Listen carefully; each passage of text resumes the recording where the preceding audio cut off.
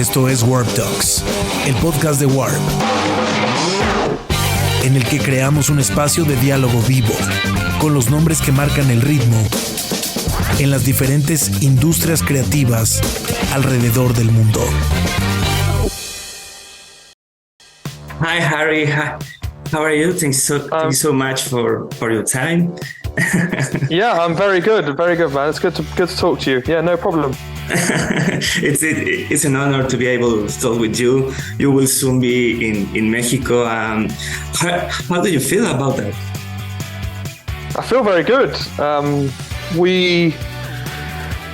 feel like in Mexico the band has grown so much over the years. Like it's not the same as it was maybe in the UK, where we kind of exploded and became really big overnight. Like in Mexico, it's grown like very organically and gradually, and it just feels great that, you know, like close to 15 years into our career, we're at this point in Mexico where we can come and play these big shows.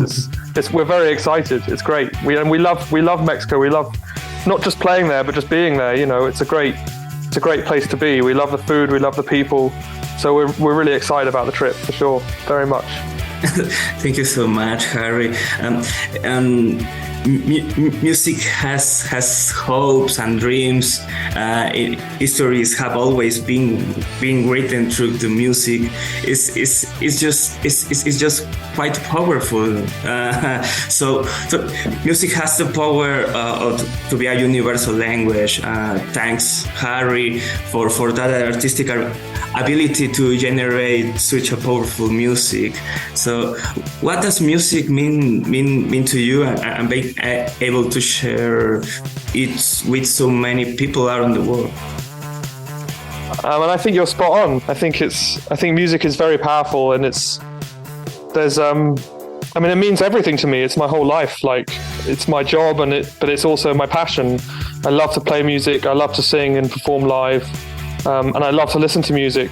And I listen to all sorts of music, you know, like I think, you know, there's music from all ages that speaks to me. Like I listen a lot to classical music as well. Like I love Bach. I play and listen to a lot of Bach. And I find that music like that is, I don't know, that pure music is the most powerful to me. Like it's the most magical, you know. It's like something very unexplainable about it. The way humans, the way we interact with music, the way it imparts emotion on us, you know, it's something very special about that, something very unique, probably something that we'll never really understand, you know, like we'll never understand how that works in our brains. So it's very powerful, and it's beautiful. And I think, yeah, like the opportunity that we get in the band to share our music and to perform for people is so special. It's something that I would never trade for anything. It's the best feeling in the world to stand up on stage and to sing and have everyone connect with your music and sing the words back at you. It's very beautiful. So I think it's so important. You know, and like even if you're going through something bad in your life, or you have any sort of extreme emotion, whether it's very happy or very sad, there's always music that fits with that reflects that back to you. Yeah. And I think that it's amazing how it can help you to tap into all of those feelings, you know, and to connect with your emotions. So it's hard to put into words, to be honest, how important it is, but I think it's so important. And I think a lot of people often take it for granted, you know, like that magic and how beautiful it is. So yeah, I think it's magic. Yeah, I agree. Great answer. So and I can imagine be a musician is like a dream job, maybe. Yeah, oh for sure. Yeah, like, you know, and it's not just the music as well, but the opportunity to travel and to see the world, like to come to Mexico. There's so many people, you know, who will never travel like that, and let alone like when you're in a band, there's people there wherever you go who want to look after you, who want to show you a good time, want to show you the country and the people and the places. And yeah, I feel very lucky to do what we do, and that's all because of music. You know, it's very special. Yeah, and White Lies have always been a band with a lot of identify and a lot of energy, so creating very powerful music over the years, from the first album, To Lose My Life, Friends, Big TV, Five, to today with As I Try Not to Fall Apart. How do you describe the growth and evolution of White Lies, and personally, what would you say is the best part of this whole process? It's very hard to say. Like, I do feel like we've changed over the years. Mainly actually just that we've grown up quite a lot, you know, because we were so young when we started. We were still like 18, 19 years old. Like, we weren't men yet, you know, and there was so much we had to learn.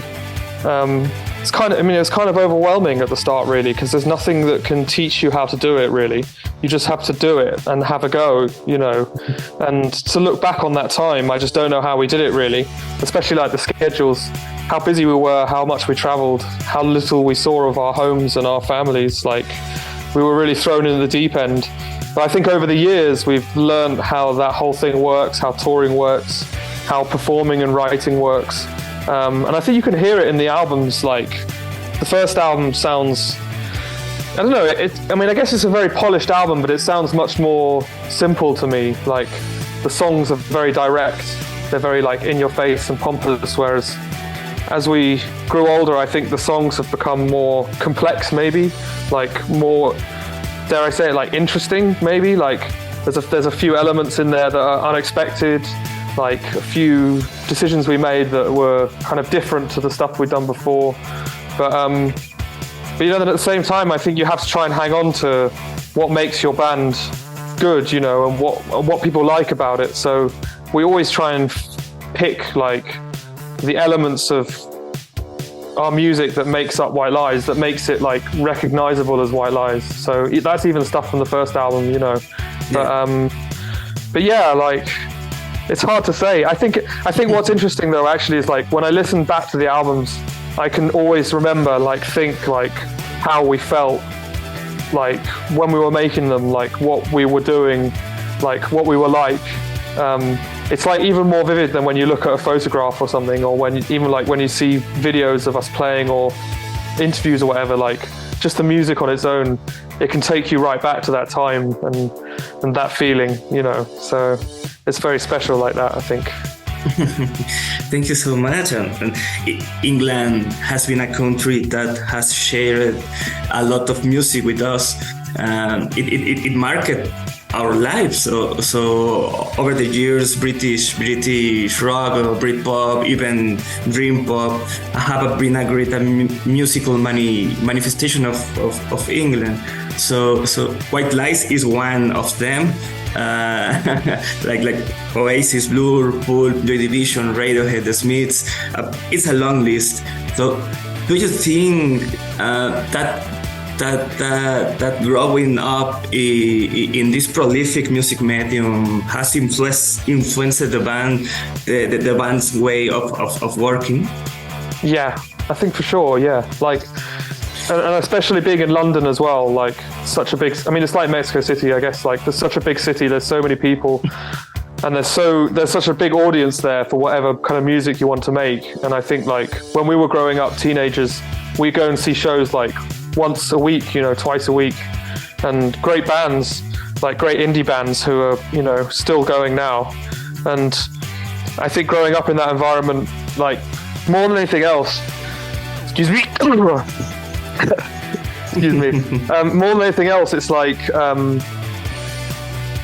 think you can believe that you can do it, you know, because you see bands, you know, you're the same age as you, or maybe a little bit older than you, who have broken through and are touring the world, and you're like, okay, well, it's definitely possible. Like, we could do that too.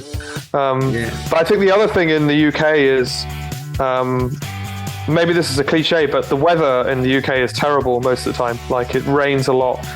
It's cold. It's just miserable. You don't want to go outside and play or whatever. So, like, when you're a teenager or when you're a kid even, like, you're forced to spend a lot of time inside.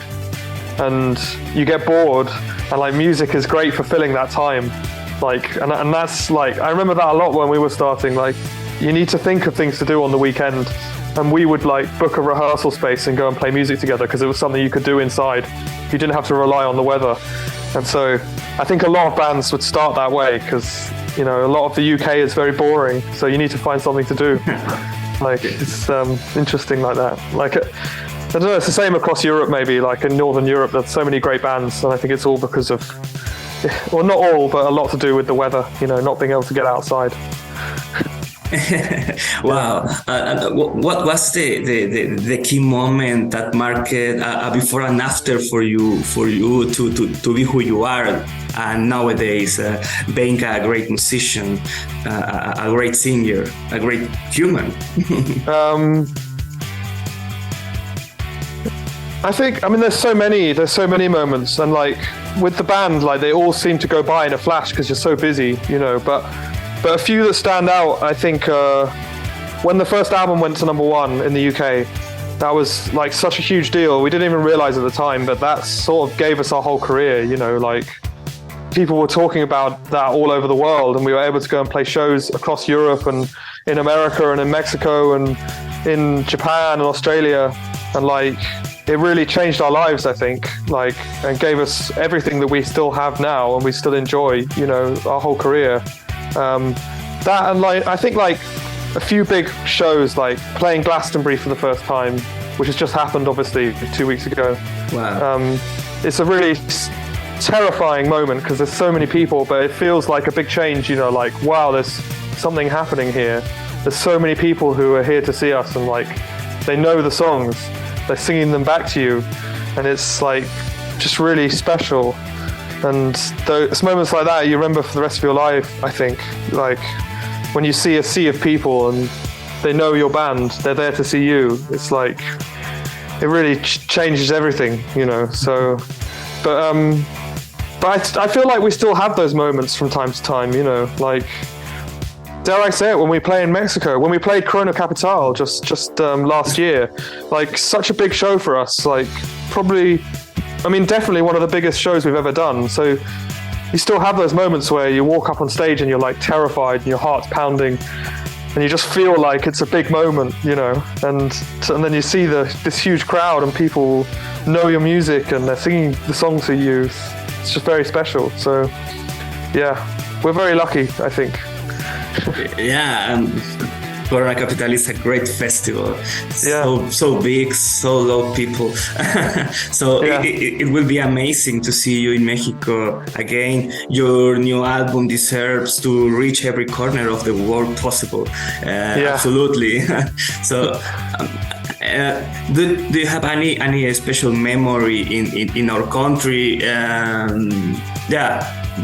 Before or after to Corona Capital. So do you have any personal memory in Mexico, and how do you feel about returning to this country? Like, I think so. Something that stands out to me actually is, I feel like Mexico is the only place we've ever been met by fans at the airport when we landed, you know. And that really stuck out to me, like, and people gave us these beautiful things, like beautiful paintings and just gifts. I still have them, I still keep that kind of stuff, like, and they're in my living room now. Like, that kind of stuff stands out to me, like really passionate fans who I don't know, like we'll always come back to Mexico, but it always feels like people are really pleased to see us. Like, they're really happy for us to be there, which is special. You know, we don't get that in many places in the world. And then just the last shows we played in Mexico City, the last headline shows, like La Plaza Condesa, which unfortunately is not there anymore, but beautiful venue, amazing theatre, 2 nights there. Like, I really remember those shows very clearly, just the passion and the heat and just the vibe of the gig, just a great atmosphere, you know, and people really getting into the music. but then also our travels and the food, you know, is special. Like we had a great time in Guadalajara last time we were there, exploring the city. You know, it's nice to see like older places in Mexico, I guess. Like Mexico City has like lots of old spots, but like Guadalajara, the downtown felt really like, I don't know, there's a lot of heritage there. It's nice to be a tourist there, you know, and to just explore and see the markets and see the people out and about. But then also, I guess, I have to mention as well the music videos we made in Tijuana. That was a very special time. For me especially, like, my wife and I lived in San Francisco in America, California for 3 years. And that video was the first videos we made in Tijuana. Like I did that trip on my own, and to be looked after like by David Pablos was really special, and for him to show me the place that he grew up, you know.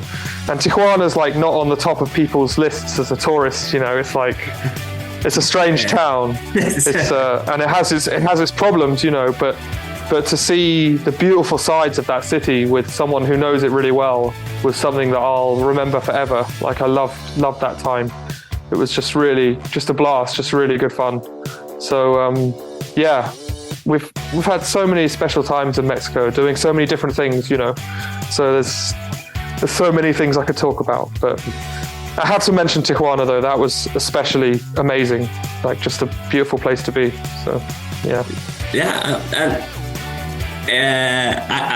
I live in Guadalajara, so it will be a pleasure to see you here. Mexico loves white lies, and we always want to see them, and we will welcome them with open arms. Always. So I think it's all, Harry. Thank you so much for your time, and it has been a pleasure talking to you, and thank you for your time, and congratulations on your new album, on your new tour. You did a great job. Thank you so much, Harry. Thanks so much. Yeah, well, I can't wait to see you in September time. In September in Juan Amor Teatro Studio. Thank you. Awesome. Thank you so much. Yeah, pleasure. Cheers, man. It's a pleasure, Bye. Harry. Thank you. Suscríbete a nuestro podcast y escucha las entrevistas más relevantes de WARP en WARP Talks.